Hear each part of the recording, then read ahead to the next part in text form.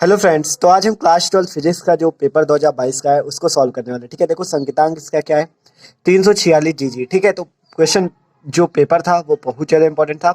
तो देखो इसे देखते हैं, फिजिक्स का पेपर था भौतिक विज्ञान का।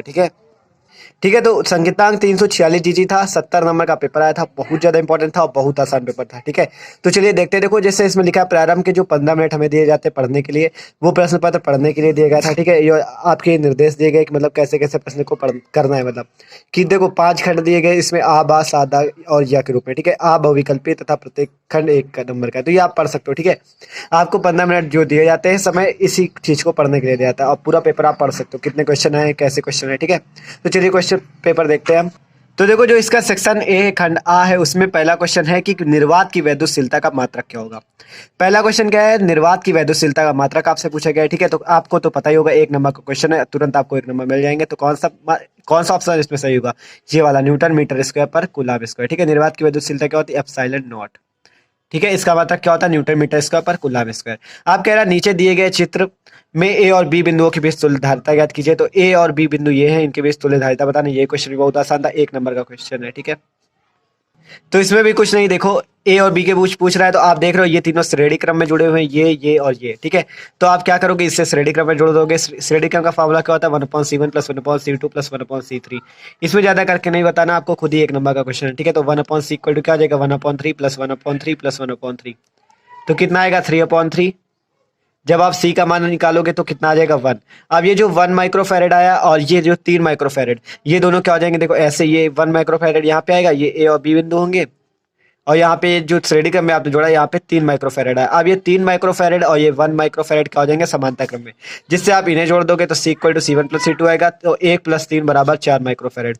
तो ऑप्शन कौन सा सही है, देखो 4 माइक्रोफैरेड वाला। तो 1 नंबर क्वेश्चन इसमें आप खुद ऐसे ही जोड़ सकते हो कि इसमें तुल्यधारिता बतानी, इन तीनों को आपने श्रेणी क्रम में जोड़ लिया, 1/3 + 1/3 + 1/3 3/3 1 आ गया, इन दोनों को समांतर जोड़ दिया, 4 माइक्रोफैरेड। ठीक है, तो 1 नंबर इसमें भी आपको तुरंत मिल गया। तो देख सकते हो कितना आसान पेपर है। अब देखो इस क्वेश्चन में कह रहा है एलसीआर श्रेणी परिपथ के लिए अनुनाद अवस्था में लगाए गए विभवांतर और धारा के बीच कलांतर। तो हमें कलांतर बताना है, अनुनाद की अवस्था है। ठीक है, अनुनाद की अवस्था, परिपथ कौन सा, एलसीआर परिपथ। तो एलसीआर परिपथ में जो अनुनाद की अवस्था में कलांतर होता है वी और आई के मध्य, वो कितना होता है, 0। ठीक है, वी और आई के मध्य कितना होता है कलांतर, 0। आप कह रहे हैं न्यूनतम आवृत्ति की विद्युत चुंबकीय तरंग है। ठीक है, न्यूनतम आवृत्ति की विद्युत चुंबकीय तरंग, इनमें 4 ऑप्शन दिए गए, इनमें से सबसे न्यूनतम आवृत्ति की विद्युत चुंबकीय तरंग कौन सी है। ठीक है, तो ये बताना है। तो सबसे कम आवृत्ति की जो तरंग है वो है माइक्रो तरंग है। ठीक है, अब अगला क्वेश्चन कह रहा है किसी प्रिज्म के प्रिज्म कोण और न्यूनतम विचलन कोण के मान बराबर हो तो प्रिज्म का। ठीक है, तो क्या कह रहा है, किसी प्रिज्म का प्रिज्म कोण और न्यूनतम विचलन कोण ए बराबर है। तो हमें प्रिज्म का अपवर्तनांक बताना है। क्वेश्चन बहुत आसान है ये भी। ठीक है, प्रिज्म और प्रिज्म कोण। ठीक है, तो प्रिज्म कोण ए और न्यूनतम विचलन कोण को आप जानते हो डेल्टा एम से प्रदर्शित करते हैं। तो ए और डेल्टा एम क्या है, बराबर, सॉरी ये ऐसे होता है, डेल्टा एम क्या है, बराबर, ये होता है विचलन कोण, ये ओ ए क्या होता है, इसे कहते हैं हम प्रिज्म कोण। ठीक है, तो ए और डेल्टा एम का मान बराबर, तो हमें एन का मान बताना है। तो आपको फॉर्मूला पता होगा, एन इक्वल टू होता है sine A plus del M by 2 upon delta M by 2। ठीक है, वो sorry, sine A plus delta M by 2 बटा साइन ए बाई 2, ये फॉर्मूला होता है। ठीक है, तो आप देख सकते हो, आप मान रख दो ए और डेल्टा एम बराबर, तो क्या करोगे, sine A plus A by 2, delta M की जगह भी हम क्या कर देंगे, ए लिख देंगे, क्योंकि डेल्टा एम और ए का मान क्या बराबर, तो डेल्टा एम की जगह भी ए लिख देंगे अपॉन साइन ए बाई 2। तो क्या हो जाएगा, N equal to sine 2a by 2, 2a upon 2 upon sine A by 2। ठीक है, तो 2 से तो 2 कैंसिल हो जाएगा, बचा क्या ऊपर, N equal to sine A upon sine A by 2। ठीक है, साइन ए बाई 2। अब आपको पता होगा साइन ए का फॉर्मूला क्या होता है, साइन ए का फॉर्मूला क्या होता है, देखो 2 sine A by 2 into cos A by 2। ठीक है, जिस प्रकार क्या होता है साइन 2a का फॉर्मूला, देखो साइन 2a का फॉर्मूला क्या होता है, 2 साइन ए कॉस ए होता है, उसी प्रकार जो साइन ए का होता है वो होता है 2 sine A by 2 into cos A by 2। तो यही रख देंगे यहाँ पे। तो एन इक्वल टू क्या आ जाएगा, 2 sine A by 2 into cos A by 2 upon क्या आ जाएगा, साइन ए बाई 2। ठीक है, अपॉन में यहाँ साइन ए बाई 2 आ जाएगा, जिससे साइन ए बाई 2 से साइन ए बाई 2 काट दोगे तो कितना आएगा अपवर्तनांक, 2 कॉस ए बाई 2। ऑप्शन देखो कौन सा सही हो जाएगा, ये 2 कॉस ए बाई 2 वाला। तो देखो कुछ दिक्कत नहीं थी, बस हमने क्या, एन ए और डेल्टा एम का मान बराबर इसी फॉर्मूले में रख देना, तुरंत आ जाएगा पूरा आंसर। ठीक है, 2 कॉस ए बाई 2, 1 नंबर का क्वेश्चन है। अब अगला क्वेश्चन कह रहा है जर्मेनियम को पी टाइप अर्धचालक बनाने के लिए अपद्रव्य पदार्थ को मिलाया जाता है, किस चीज में मिलाया जाता है, मतलब जर्मेनियम जो है अगर हम उसको पी टाइप अर्धचालक बनाना चाहे तो उसको अपद्रव्य पदार्थ में मतलब कौन से अपद्रव पदार्थ में मिलाना पड़ेगा, तो एल्युमिनियम में मिलाना पड़ेगा, ठीक है, क्योंकि इसकी भी 3 संयोजकता होती है और जर्मेनियम की भी 3 संयोजकता होती है, इनकी ज्यादा होती है, ठीक है। तो त्रिसंयोजी होता है, इसलिए इसको जर्मेनियम को समान वाले मिलाया जाता है एल्युमिनियम में, ठीक है। अब अगला क्वेश्चन जो दूसरा नंबर क्वेश्चन, ये तो सब एक नंबर के थे, अब दूसरे में देखते हैं। अब दूसरा क्वेश्चन कह रहा है आनंद विस्तार के आवेशी चादर के समीप वैद्युत क्षेत्र की तीव्रता का व्यंजक बताना है आपको।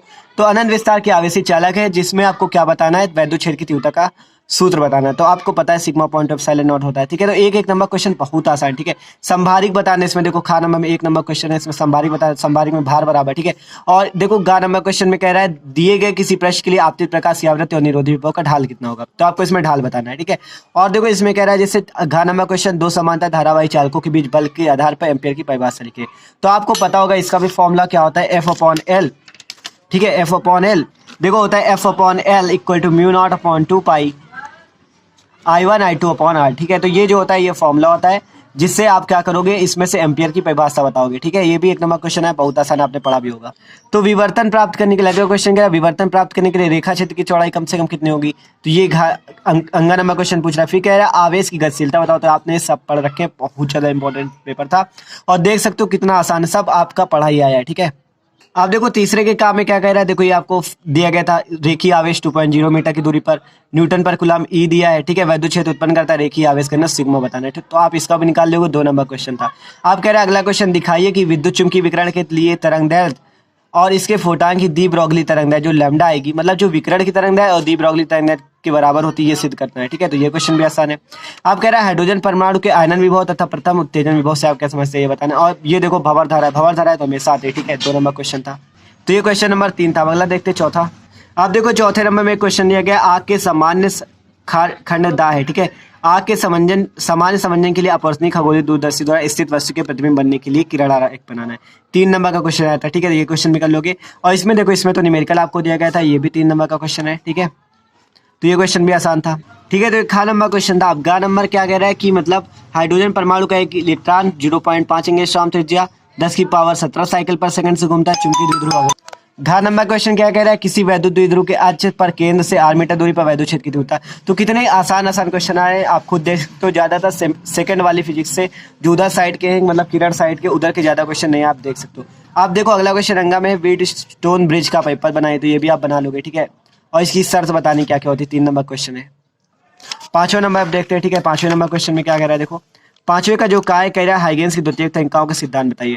खा नंबर में क्या कह रहा है, 2 कुंडलियों के अन्योन्य प्रेरण गुणांक की परिभाषा दीजिए, इसका मात्रक बताइए और मात्रक की परिभाषा लिखिए, ठीक है। तो ये भी बहुत आसान क्वेश्चन है, ठीक है। अब गा नंबर क्वेश्चन क्या है, 3 अंक के नंबर है। कह रहा एम्पियर का परिपथी नियम बताइए, अनंत लंबाई के सीधे धारावाही चालक तार के कारण चुंबकीय क्षेत्र का व्यंजक बताइए। तो अभी आप बता लोगे। घा नंबर में भी देखो ये न्यूमेरिकल आपको दिया गया, न्यूमेरिकल भी बहुत आसान है, ठीक है। तो आप इसे भी कर लोगे, अथवा देखो आप ये वाला क्वेश्चन भी कर सकते हो या ये वाला भी कर सकते हो। चल कुंडली धारा मापी बताना है, फिर ये वाला आगे का ये बताना है, ठीक है। परास के मीटर में कैसी परिवर्तित करेंगे, तो क्वेश्चन भी आप कर लोगे, ठीक है। अंगा नंबर देखो पीएन संधि डायोड जो कि हर बार ज्यादातर आता है, पीएन संधि डायोड का उपयोग करते हुए अर्धतरंग दृष्टिकारी के लिए परिपथ आरेख बनाइए। तो ये तो हर बार आता है, इसे तो आपको तैयार करना ही रहता है, ठीक है। तो ये हर बार आता ही जरूर है। तो 3 नंबर क्वेश्चन ये था, ठीक है। देखो खंडिया में क्या कह रहा है, कह रहा 6वां क्वेश्चन है खंडिया समानता प्लेट संधारित्र की धारिता के लिए व्यंजक प्राप्त कीजिए जबकि प्लेटों के बीच परावैद्युत पदार्थ हो, ठीक है। संधारित्र की धारिता किन किन बातों पर निर्भर करती है। 5 नंबर का ये क्वेश्चन भी था, ठीक है, बहुत इंपॉर्टेंट था। अब देखो इसके आप ये वाला भी कर सकते हो या अथवा वाला क्वेश्चन ये कर सकते हो। इसमें आपको प्रतिरोध में धारा की गणना करनी है, ठीक है। किरचॉफ का नियम लगाना है, किरचॉफ का नियम लिखना है, फिर ये क्वेश्चन सॉल्व करना है, ठीक है। तो ये क्वेश्चन भी आसान था। 5 नंबर का क्वेश्चन था 6वां, ठीक है। देखो 7वां क्वेश्चन क्या था कि दिए गए परिपथ में ज्ञात कीजिए, क्या क्या ज्ञात करना, संधारित्र प्रतिघात, प्रेरकी प्रतिघात, परिपथ में बाधा, मतलब ये क्वेश्चन सॉल्व करना, इतनी चीजें ज्ञात करनी, ठीक है। 5 नंबर का क्वेश्चन ये भी था। तो देख लो बहुत आसान पेपर था, ठीक है। या अथवा में आप ये वाला क्वेश्चन भी कर सकते हो, चाहे वो क्वेश्चन कर लो चाहे ये वाला कर लो, ठीक है। इसका निबंध कर सकते हो गोली अपवर्तक प्रश्न द्वारा, तो ये आप कर लो, या ज्यादा सही रहेगा क्वेश्चन से अच्छा तो आपको यही, ठीक है, ठीक है। तो देख सकते हो कितना आसान पेपर आया है। क्वेश्चन नंबर 8 कह रहा है देखो कला सम्मत तथा असम्मत प्रकाश के स्रोतों से आप क्या समझते हैं। यंग के द्विच्छेदी प्रयोग बताना है। द्विच्छेदी के प्रयोग में जो बीच की दूरी 0.28 मिलीमीटर की है, पर्दा इतनी मीटर दूरी पर है, केंद्रीय दीप्त फ्रिंज एवं चतुर्थ दीप्त फ्रिंज के बीच की दूरी इतनी है। तो आपको प्रत्येक की तरंगदैर्घ्य प्रकाश की तरंगदैर्घ्य बतानी है, ठीक है। आप ये वाला क्वेश्चन भी कर लो चाहे ये वाला क्वेश्चन कर लो, ठीक है। इसमें आपको कार्यफलन दिया है डब्ल्यू, डब्ल्यू का मान देखो दिया है यहाँ पे, लैम्डा दिया है, एक वाले प्रकाश, डेली तरंग दैर्घ्य लैम्डा नॉट पूछ रहा है, ठीक है, तो आप निकाल सकते हो। प्रकाश इलेक्ट्रॉनों की अधिकतम गतिज ऊर्जा पूछ रहा है, निरोधी विभव वीओ पूछ रहा है, सबके मान आप आसानी से निकाल सकते हो, ठीक है। 5 नंबर का क्वेश्चन ये भी था। आप देखो जो 9वां कह रहा है फोटो डायोड क्या है, इसका कार्य सिद्धांत की व्याख्या कीजिए, फोटो डायोड के महत्वपूर्ण उपयोग भी लिखिए, ठीक है। और अथवा में क्या कह रहा है, हाइड्रोजन परमाणु की ऊर्जा स्तर आरेख बनाइए तथा इसके विभिन्न श्रेणियों के संक्रमण को प्रदर्शित कीजिए।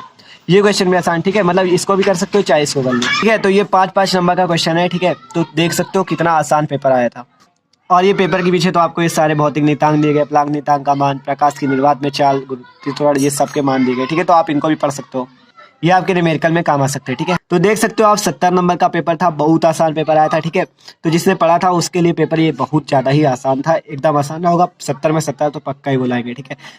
तो भाई अगर वीडियो अच्छा लगा हो तो प्लीज़ वीडियो को लाइक जरूर कर दीजिएगा और पूरा पेपर आप देख सकते हो, ठीक है। Okay, thanks for watching this video.